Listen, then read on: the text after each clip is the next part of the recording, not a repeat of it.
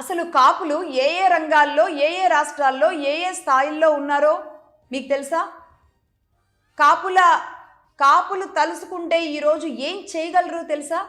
మీరు ఒక ఆంధ్రప్రదేశ్లోని ఒక డిప్యూటీ సీఎంకో కన్ఫైన్ చేయాల్సిన అవసరం లేదు.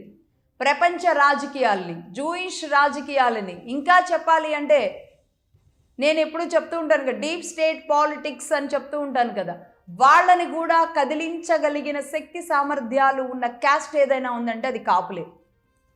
అది ఎక్కడి నుంచి గేమ్ ఆడినా, ఎవరితో గేమ్ ఆడినా ఆ స్థాయి ఉన్న వ్యక్తులు స్టిల్ ఈ రోజుకి అదే కాపు సామాజిక వర్గంలో ఉన్న వాళ్ళు ఎక్కడెక్కడో చాలా ఊహించనంత పెద్ద పొజిషన్స్లో ఉన్నారు.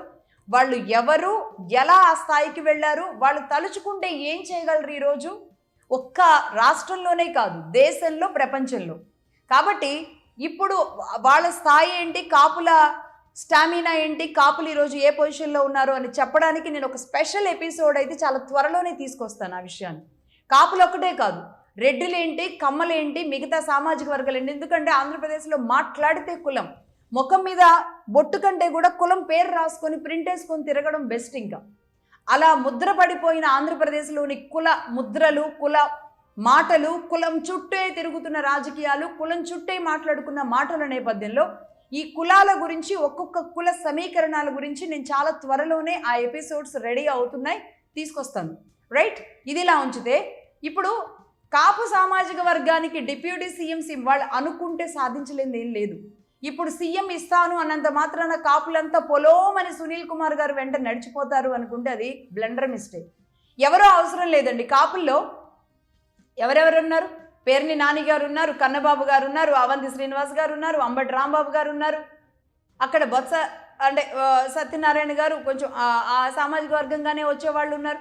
ఇలా కాపు సామాజిక వర్గం ఎవరైతే వైసీపీలో ఉన్నారో వాళ్ళనే తీసుకెళ్ళండి పోనీ. వాళ్ళల్లో ఎవరిని సీఎంగా చేస్తారో చెప్పండి పోనీ. ఎందుకంటే మీకు సన్నిహిత సంబంధాలు ఉంటాయి కాబట్టి వైసీపీ నాయకుల నుంచి. పోనీ టీడీపీలో ఉన్న కాపు నాయకుల్ని ఎవరెవరిని తీసుకెళ్తారో చెప్పండి. ఇప్పుడున్న కాపు నాయకుల్లో దుర్గేష్ గారిని తీసుకెళ్తారా, పవన్ కళ్యాణ్ గారిని తీసుకెళ్తారా? ఇంకా ఇప్పుడు పవన్ కళ్యాణ్ గారు వచ్చిన తర్వాత ఇంకా చాలామంది కాపు నాయకులు ఉన్నారు కాబట్టి అక్కడ బొలిశెట్టి సత్య గారు, బొలిశెట్టి శ్రీనివాస్ గారు, ఇంకా ఇక్కడ కడపలో కొంతమంది ఉన్నారు. నాకు సడన్ కొంతమంది పేర్లు గుర్తు రావట్లేదు. వీళ్ళంతా ఉన్నారు.